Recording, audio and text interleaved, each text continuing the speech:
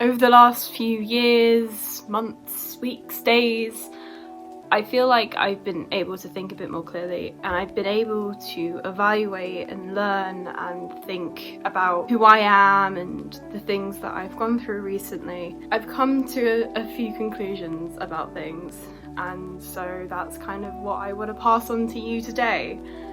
A bit of advice, let's say. Number 1, imagine yourself as a sim. Yes, you heard me right, a sim.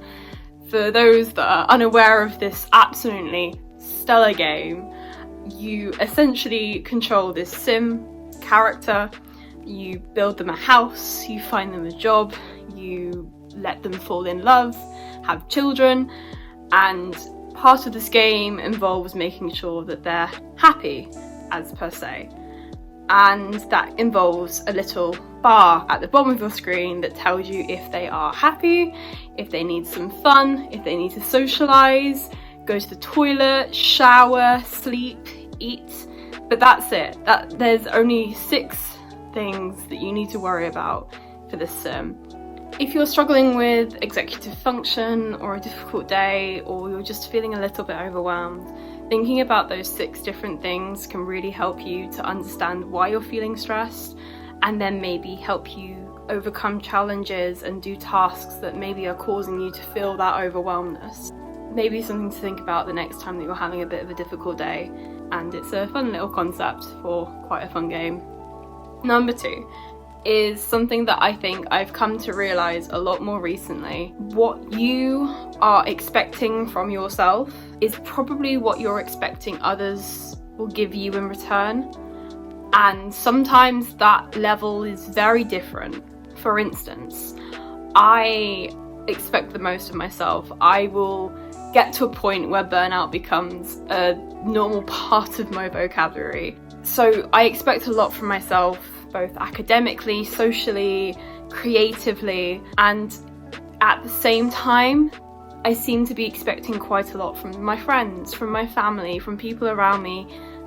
In my head, I was asking the most from people around me because that was what I was expecting from myself. Finding that balance between respect and dedication and giving yourself a bit of discipline here and there, and balancing that with being kind to yourself and giving yourself time to decompress.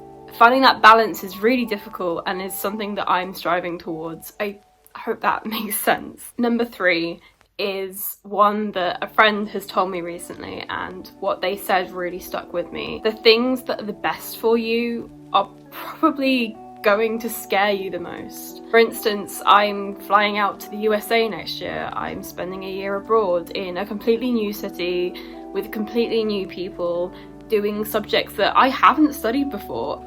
And it is constantly an internal battle between the stress and the anxiety, and at the same time knowing deep in my gut that this is going to make me grow in so many different ways. I know I will come back a better person because of it.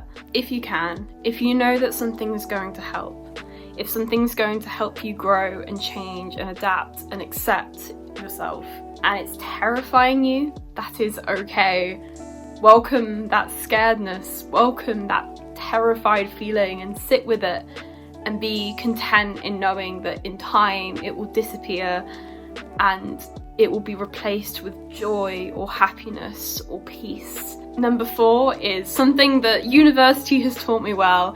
It is to live for yourself and no one else. As simple as it sounds, and all the cliche Facebook memes we see about it, it is something that has taken me truly 20 years to understand. I'm definitely not exempt from the worrying feelings of everyday peer pressure to go out for lunch, grab a coffee, go to the pub after uni, and to compare myself to my course mates in revision and how much work's been done, and if they've done the reading for the week, or if they got this mark on this test. And I've come to realise how different every single person at that university is.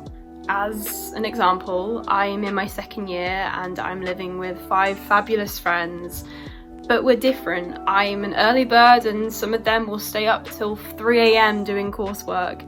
We have different hobbies, different patterns, different habits, different routines that we all live by. And that's okay, and that's normal. People function differently. But I shouldn't get hung up on the fact that sometimes I might need to come back from a really draining shift at work and just curl up on my bed with a good book instead of going out partying. This crucial point in time, the one thing that matters is me and what I'm choosing to do with my time and achieve my goals and my dreams, and making sure my body is healthy and happy and is able to function.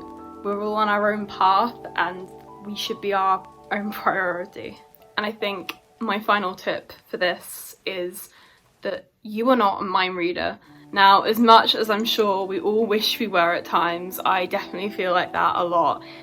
You can't read other people's minds. A recent situation has really reminded me that I put a lot of worried energy into things that I really don't need to worry about. And this was stuff that I completely fabricated in my own head.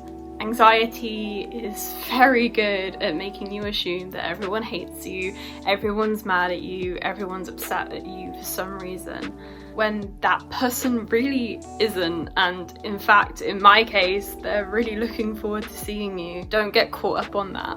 If people aren't happy with us or want something to change or wish we knew something, that is up to them to communicate that, and that is up to them to be open about that. Don't waste energy on things that aren't your responsibility. As long as you're communicating your feelings and how you are in that friendship, relationship situation, then that is all you need to worry about. And you need to just assume that others will give you that same honesty in return. I think that's about it for now.